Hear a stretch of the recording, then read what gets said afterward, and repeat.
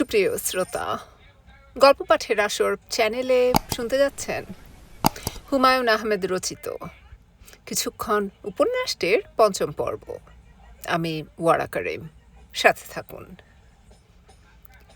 ভিডিওম্যান বদরুল ফুরফুরে মেজাজে এগুচ্ছে।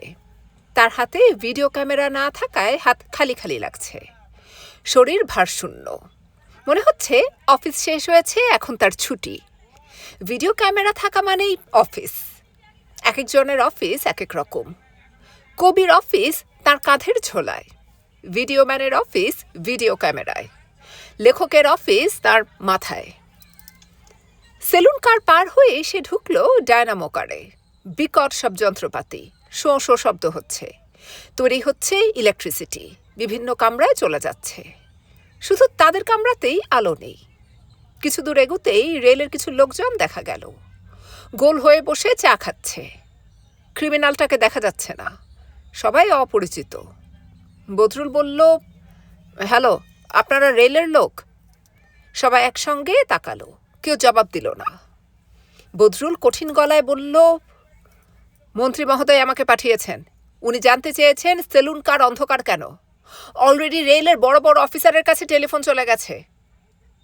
দলের একজন, গোল মুখ, গোঁফ আছে, বডি বিল্ডারের মতো চেহারা, চায়ের কাপে শব্দ করে চুমুক দিয়ে বলল, আপনাকে?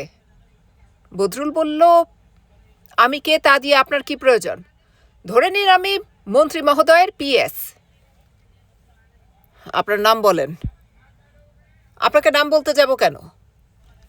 বদরুলের কথা শুনে সেই লোক চায়ের কাপ মেঝেতে রেখে শান্ত ভঙ্গিতে উঠে এলো।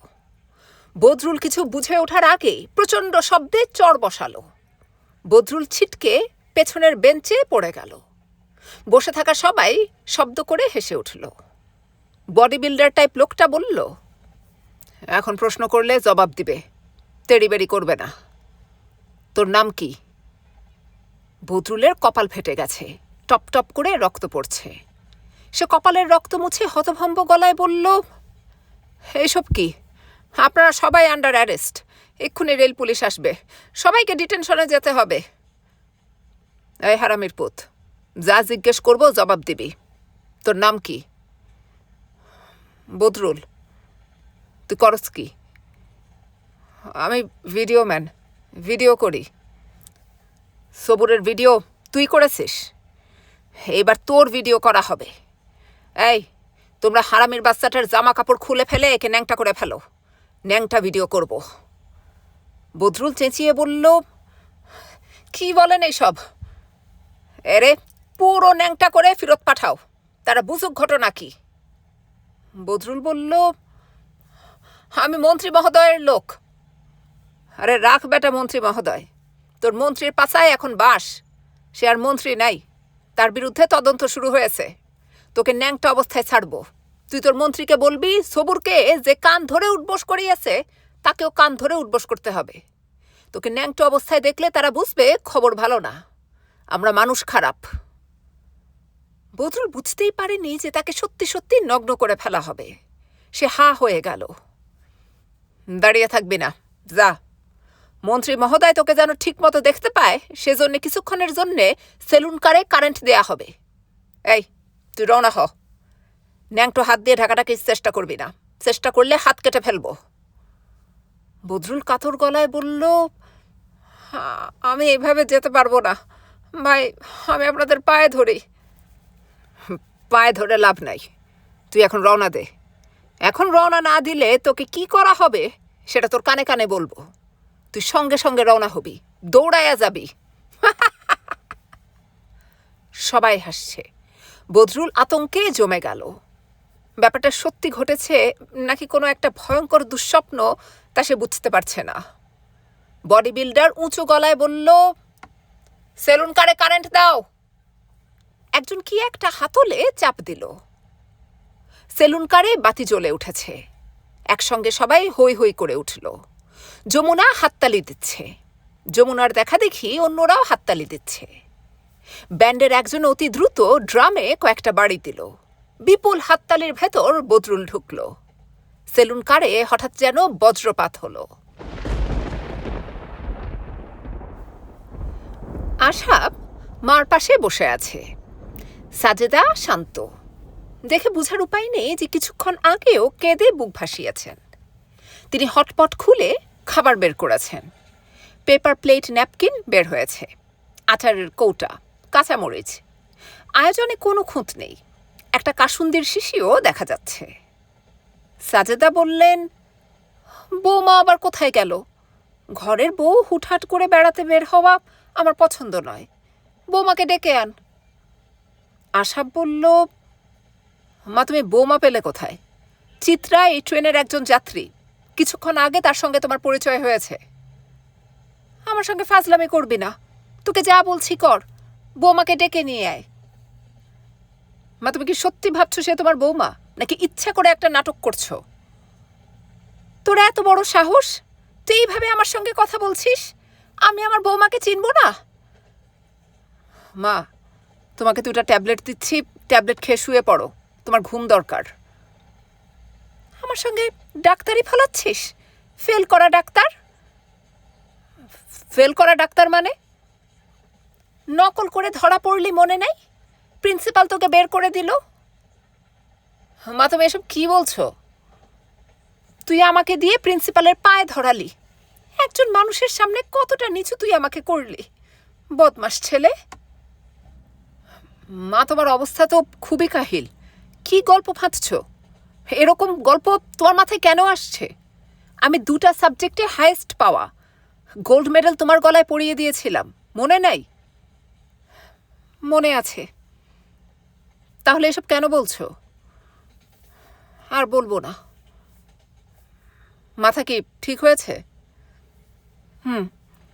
হাঁ কর, মুখে ভাত দিয়ে দেই। আশাব হাঁ করল। সাজেদা ছেলের মুখে ভাত তুলে দিতে দিতে বললেন, আজ তুই আমার হাতে খাবি, তোর হাত নোংরা করার দরকার নেই। আশাব কিছু বলল না। সাজেদা বললেন, তুই মাঝে মাঝে এমন গাধার মতো কাজ করিস। গাধার মতো কি কাজ করলাম? বৌমাকে নিয়ে প্রথম যাচ্ছিস, তোরা দুজন যাবি এক কামরায়, আমি যাব আলাদা। তা না, 3 জন একসঙ্গে যাচ্ছি। বেচারি মনটা তো এজন্যই খারাপ করেছে, একটু পরপর তোর খোঁজে যাচ্ছে। ওর মনের ভাব আমি পরিষ্কার বুঝতে পারছি। বুঝতে পারলে তো ভালো। মা আমাকে আর খাইয়ে দিতে হবে না, যথেষ্ট হয়েছে, এখন তুমি খাও। তোর কি মাথাটা খারাপ হয়ে গেল? বৌমাকে রেখে আমি একা খেয়ে ফেললে সে কি মনে করবে? বাপ নেই মা নেই একটা মেয়ে, স্নেহের কাঙাল। আশা বিড়বিড় করে বলল, মহাবিপদ। সাজেদা বললেন, খাওয়া শেষ করে তুই বৌমাকে খুঁজে আনবি, আমি কামরা ছেড়ে দেব, তোরা 2 জন এখানে ঘুমাবি। আদর ভালোবাসা করতে চাইলে করবি, হুট করে আমি তোদের কামরায় ঢুকবো এরকম ভুলেও মনে করবি না। এই বুদ্ধি আমার আছে। অবশ্যই সেই বুদ্ধি তোমার আছে। ভাত চাপাচ্ছিস না কেন? মুখে দিচ্ছিস আর কোত করে গিলে ফেলছিস, ভালো করে চাপাতে হবে না? আচার খাবি? একটু আচার দেই। আশা বিড়বিড় করে বলল, ও গড, ও গড। চিত্রা রশিদ সাহেবের পাশে বসে আছে, তার চোখ উজ্জ্বল। সে আগ্রহ নিয়ে কথা শুনছে। বিজ্ঞানের অতি জটিল সব বিষয়ে মানুষ এত সহজে কিভাবে বলছে সে বুঝতে পারছে না। তার কাছে এখন মনে হচ্ছে পৃথিবীতে জটিল বলে কিছু নেই। রশিদ সাহেব বললেন, মা আমাকে তুমি বলো, একটা আপেল 3 ডাইমেনশনাল বডি না? এর দৈর্ঘ্য, প্রস্থ এবং উচ্চতা আছে না? চিত্রা বলল, জি অবশ্যই। আপেলের খোসাটা কিন্তু 2 ডাইমেনশনাল। আপেলের খোসার আছে শুধু দৈর্ঘ্য এবং প্রস্থ। জি চাচা। তুমি কি এখন বুঝতে পারছো? একটি 3 ডাইমেনশনাল বস্তুকে একটি 2 ডাইমেনশনাল বস্তু ঘিরে রেখেছে। জি। এটা যে সম্ভব তা নিশ্চয়ই বুঝতে পারছো। পারছি। রশিদ সাহেব সামান্য ঝুঁকে এসে বললেন, একই লজিকে আমি যদি বলি 3 ডাইমেনশনাল কোনো বস্তু দিয়ে 4 ডাইমেনশনাল জগৎ আটকে রাখা সম্ভব, তাহলে কি বিশ্বাস করবে? চিত্রা চিন্তিত গলায় বলল, বিশ্বাস করাই তো উচিত। রশিদ সাহেব বললেন, তোমার কাছে কোনো কিছু যদি অস্পষ্ট মনে হয় আমাকে বলবে। বিজ্ঞান অস্পষ্টতা পছন্দ করে না, যদিও হায়ার সায়েন্স পুরোটাই অস্পষ্ট। কেন? হায়ার সায়েন্স বিগ ব্যাংয়ের আগে কি হচ্ছে বলতে পারছে না, সময় কি সুষ্ঠুভাবে বলতে পারছে না, অতীত এবং ভবিষ্যৎ কি বলতে পারছে না। হায়ার সায়েন্স হঠাৎ বলছে হলোগ্রাফিক ইউনিভার্সের কথা। হলোগ্রাফিক ইউনিভার্সের কথা শুনেছ? জি না। বলবো? অবশ্যই বলবেন। মূল ডিসকাশন থেকে আমি কিন্তু সরে যাব। মূল ডিসকাশনে পরে যাবেন, হলোগ্রাফিক ইউনিভার্সটা কি আগে বলুন। রশিদ সাহেব বললেন, এই হাইপোথিসিসে বিশ্ব ব্রহ্মাণ্ড একটা হলোগ্রাম ছাড়া আর কিছুই না। খোলা দরজায় বসির মাথা বের করে বলল, বিরাট একটা সমস্যা হয়েছে। আপা, আপনি কি ডাক্তার? চিত্রা বলল, না তো, আশাফ সাহেব ডাক্তার। বসির বলল, একজন মহিলা ডাক্তার দরকার। 5 নম্বর ক্যাবিনে এক মহিলার ডেলিভারি পেন শুরু হয়েছে। ওনার হাজব্যান্ড মাওলানা, উনি লেডি ডাক্তার ছাড়া তার স্ত্রীকে দেখাবেন না। আমি পুরো ট্রেন খুঁজে এসেছি, কোনো লেডি ডাক্তার নাই। রশিদ সাহেব বললেন, ডাক্তারের আবার পুরুষ মহিলা কি? ডাক্তার হলো ডাক্তার। আমি মাওলানার সঙ্গে কথা বলি, ওনাকে বুঝিয়ে বলি। বশির বলল, উনি বুঝ মানার লোক না স্যার, কঠিন মাওলানা।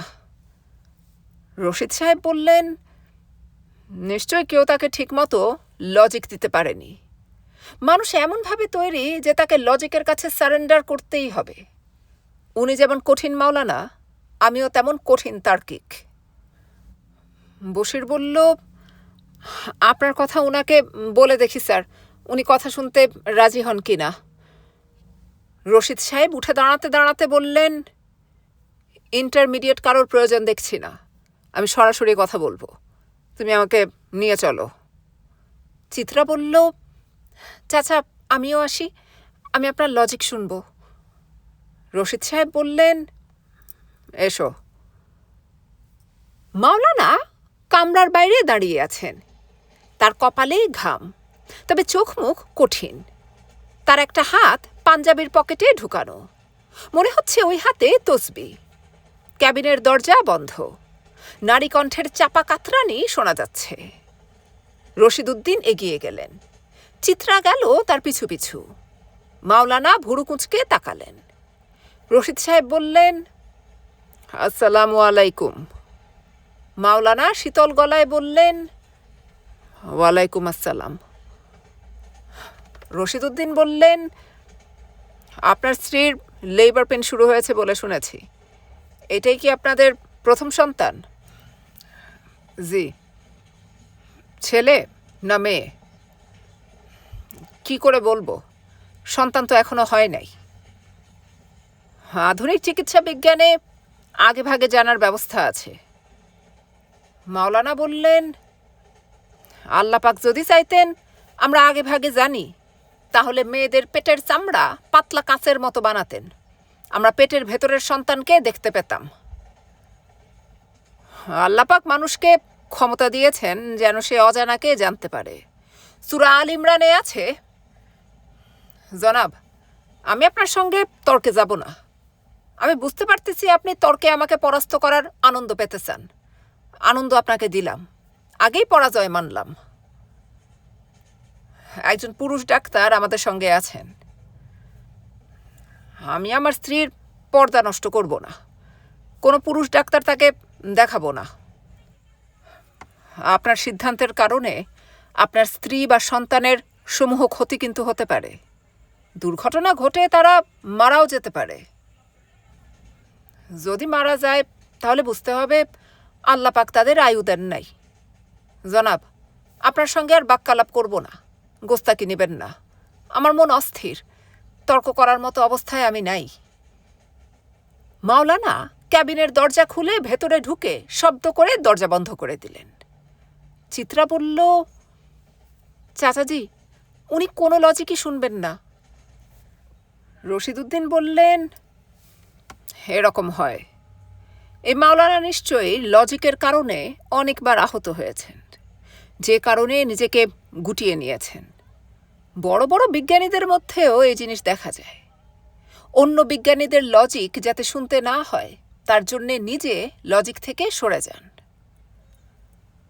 আমরা কি এখানে দাঁড়িয়ে থাকব? আমি দাঁড়িয়ে থাকব। মাওলানা আবার যখন বের হবেন তখন তাকে আবার ধরব। ভালো কথা। তোমার কাছে কি কোনো কয়েন আছে? কেন বলুন তো? তোমাকে একটা ম্যাজিক দেখাবো। এখন দেখাবেন? এইখানে? Why not? চিত্রা হ্যান্ডব্যাগ খুঁজে কোনো কয়েন পেল না। রশিদউদ্দিন বললেন, কারো কাছ থেকে খুঁজে একটা কয়েন নিয়ে এসো তো। বিস্মিত চিত্রা কয়েনের খোঁজে বের হলো। মানুষটা কি পাগল? এই অবস্থায় কেউ ম্যাজিক দেখানোর কয়েন খোঁজে? বেশিরভাগ বিখ্যাত মানুষ এক্সেন্ট্রিক। এই এক্সেন্ট্রিসিটির কতটা সত্যি আর কতটা ভান? আমি আর 10টা স্বাভাবিক মানুষের মতো না। আমি আলাদা, আমি অন্যরকম। এই ধারণা বিখ্যাত মানুষরাই দিতে চেষ্টা করেন। সাধারণ মানুষদের এইসব নিয়ে মাথা ব্যথা নেই। আমি যা, আমি তাই। Take me or leave me. Chitra থমকে দাঁড়ালো। ডাক্তার আশাব। তার মুখ চিন্তিত, চিত্রা বিস্মিত। এই ভদ্রলোক এত সহজে তাকে চিত্রা ডাকছে যেন সে তার ঘরের কেউ। আশাব বলল, আমার মায়ের মাথা পুরোপুরি গেছে। ব্রেনের নিউরাল কানেকশনের 40% মনে হয় অফ হয়ে গেছে। পরিচিত জগৎ সম্পর্কে যেখানে ইনফরমেশন থাকে সেখানে মনে হয় একটা হ্যাভক হয়ে গেছে। আপনাকে চিনতে পারছেন না? আমাকে এখনো চিনতে পারছেন, তবে কিছুক্ষণ পরে মনে হয় আর চিনতে পারবেন না। কিছু মনে করবেন না। আপনাকে কিন্তু খুশি খুশি লাগছে। ঠিক ধরেছেন। বিচিত্র কারণে আমি ফান পাচ্ছি। কেন পাচ্ছি নিজেও জানি না। আমি জানি। আশা বিস্মিত হয়ে বলল, আপনি কিভাবে জানবেন? চিত্রা কঠিন গলায় বলল, আপনার মা আমাকে বৌমা বৌমা ডাকছেন। এই বিষয়টাতে আপনি ফান পাচ্ছেন। যে কোনো মেয়েকে স্ত্রী হিসেবে কল্পনা করতে ছেলেরা ভালোবাসে এবং ফান পায়। আশা বলল, আর মেয়েরা কিসে ফান পায়? মেয়েরা বিয়ের আগে কোনো পুরুষকে স্বামী ভেবে ফান পায় না। তার প্রেমিককেও সে বিয়ের আগ মুহূর্ত পর্যন্ত স্বামী ভাবে না। আপনার চেহারা দেখে বুঝতে পারছি আপনি যুক্তি খোঁজার চেষ্টা করছেন। আপনার সঙ্গে কথা কাটাকাটি খেলার শখ এই মুহূর্তে আমার হচ্ছে না। আপনার কাছে যদি কয়েন থাকে আমাকে একটা কয়েন দিন। কয়েন দিয়ে কি করবেন? ম্যাজিক দেখব। রশিদ সাহেব ম্যাজিক দেখাবেন। আশাব কয়েন বের করতে করতে ক্ষীণ স্বরে বলল, আমার মা আপনাকে ছাড়া ডিনার করবেন না। না করলে নাই। একজন অসুস্থ মানুষ, তার দিকটা দেখবেন না? আমিও অসুস্থ। রশিদ সাহেব কয়েন হাতে নিতে নিতে বললেন, চিত্রা, মন দিয়ে দেখো কি করছি। কয়েনটা কোন হাতে? ডান হাতে। এখন কোন হাতে নিয়েছি? বাম হাতে। রশিদ সাহেব বাম হাত খুলে দেখালেন যে বাম হাত শূন্য। চিত্রা বলল, কয়েনটা ডান হাতেই আছে। আপনি ভঙ্গি করছেন কয়েনটা বাম হাতে নিয়েছেন, কিন্তু আসলে নেননি। তোমার ধারণা কয়েনটা ডান হাতে? জি। রশিদ সাহেব ডান হাত খুলে দেখালেন। সেখানে কয়েন নেই। দুই হাতের কোথাও নেই, দুটা হাতই খালি। চিত্রা বলল, কয়েন গেল কোথায়? আমারও তো একই প্রশ্ন। কয়েন গেল কোথায়? এরকম জলজান্ত একটা বস্তু তো উধাও হয়ে যেতে পারে না, তাই না? চিত্রা হ্যাঁ সূচক মাথা নাড়ল। কয়েন অদৃশ্য করার খেলা সে আগে অনেকবার দেখেছে। এরকম কখনো দেখেনি। রশিদ সাহেব বললেন, কয়েন ভ্যানিশের ম্যাজিকটা শেখায় আমার একটা বড় লাভ হয়েছে। পদার্থবিদ বন্ধুদের খেলাটা দেখাতে পারবো। তারা সম্পূর্ণ ভিন্ন কারণে মজা পাবে। ভিন্ন কারণটা শুনবে? শুনব। আগ্রহ নিয়ে শুনবে নাকি শুনতে হয় বলে শুনবে? আগ্রহ নিয়ে শুনব। চাচা, আমি নিজেও ফিজিক্সের ছাত্রী। রশিদ সাহেব বললেন, পদার্থবিদরা জগৎ সম্পর্কে হাইপোথেসিস, জগতের নিয়ম সম্পর্কে হাইপোথেসিস দাঁড়া করান। বিপুল উৎসাহে তারা অগ্রসর হন, ম্যাথমেটিক্যাল মডেল তৈরি করেন। তখন আমাদেরও ডাক পড়ে, কারণ বেশিরভাগ পদার্থবিদ অঙ্কে দুর্বল। তোমাদের আইনস্টাইনের ক্ষেত্রেও তাই সত্যি। যাই হোক, মূল কথায় ফিরে যাই। মনে করো পদার্থবিদ একটা সূত্র দাঁড়া করালেন, y = bc + m + n square. y হল bcm এবং n এর ফাংশন। সব ঠিক মতো চলছে। হঠাৎ একসময় নজরে আসবে m অদৃশ্য। শুরুতে m ছাড়া সূত্র কাজ করছে না, মাঝখানে m থাকলে সূত্র কাজ করছে না। বুঝতে পারছো কি বলছি? বুঝতে পারছি। রশিদ সাহেব বললেন, তোমার কাছে কি মনে হচ্ছে না গড পদার্থবিদদের সামান্য ম্যাজিক দেখালেন, হঠাৎ এম অদৃশ্য করে দিলেন?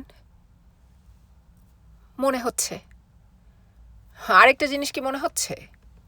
গড এমকে অদৃশ্য করে দেননি, লুকিয়ে রেখেছেন। এমন এক সাধারণ জায়গায় লুকিয়েছেন যে আমাদের চোখে পড়ছে না। চিত্রা বলল, আপনি শিক্ষক হিসেবে নিশ্চয়ই খুব ভালো। রশিদ সাহেব বললেন, খুব ভালো না, মোটামুটি ভালো। তুমি কি মাওলানা সাহেবের স্ত্রীর কাতরানি শুনতে পাচ্ছ? পাচ্ছি। খুব খারাপ লাগছে না? লাগছে।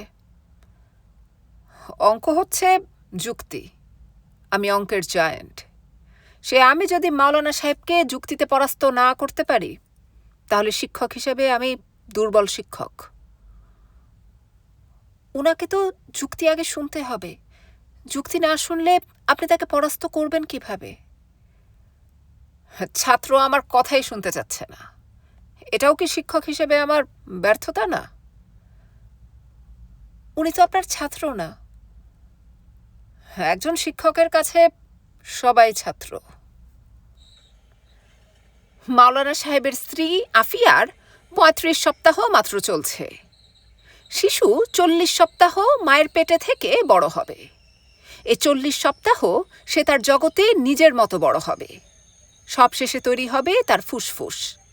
ফুসফুস তৈরি হয়ে যাবার পর শিশু সিগন্যাল পাঠাবে মায়ের শরীরে, আমি এখন তৈরি, পৃথিবী দেখব, আমাকে বন্দিদশা থেকে মুক্তি দাও। মায়ের শরীর ব্যবস্থা নেবেন। এখানে কোনো একটা সমস্যা হচ্ছে। সময়ের আগেই শিশু বন্দিদশা থেকে মুক্তি চাচ্ছে। আফিয়া বলল, পানি ভাঙছে, পানি। মাওলানা বললেন, আল্লাহর নাম নাও। ডাক্তার লাগবে, ডাক্তার। আমি খোঁজ নিয়েছি, ট্রেনে কোনো লেডি ডাক্তার নাই।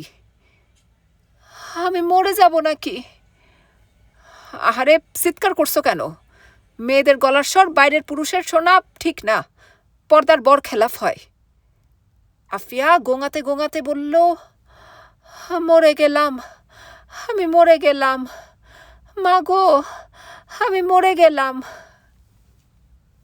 মাওলানা বিরক্ত গলায় বললেন, আল্লাহর নাম নাও, মা মা করতেছো কেন? এখানে যা করার আল্লাহ পাক করবেন, তোমার মা কি করবেন? আপনি সামনে থেকে যান, কোনো একজন মহিলাকে ডাকেন, যে কোনো মহিলা। আমার সন্তান বের হয়ে আসতেছে, আমি বুঝতেছি। মা গো, তুমি কোথায় মা? মাওলানা দরজা খুলে বের হয়ে দেখলেন দরজার বাইরে চিত্রা এবং রশিদ সাহেব। মাওলানা ভুরু কুঁচকে কিছুক্ষণ তাকিয়ে থেকে চিত্রাকে বললেন, আপনি কি একটু ভেতরে যাবেন? চিত্রা বলল, আমি ভেতরে গিয়ে কি করব? উনার দরকার একজন ডাক্তার। আমাদের সঙ্গে ডাক্তার আছে, উনাকে ডেকে নিয়ে আসি। মাওলানা বললেন, পুরুষ ডাক্তার আমি দেখাবো না, অসম্ভব, কোনোদিনও না।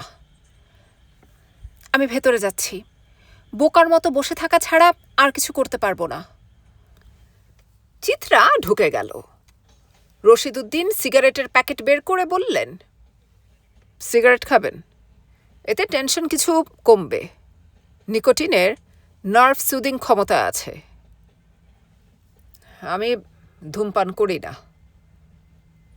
Good, very good. আমি আপনার 2 মিনিট সময় নিতে পারি?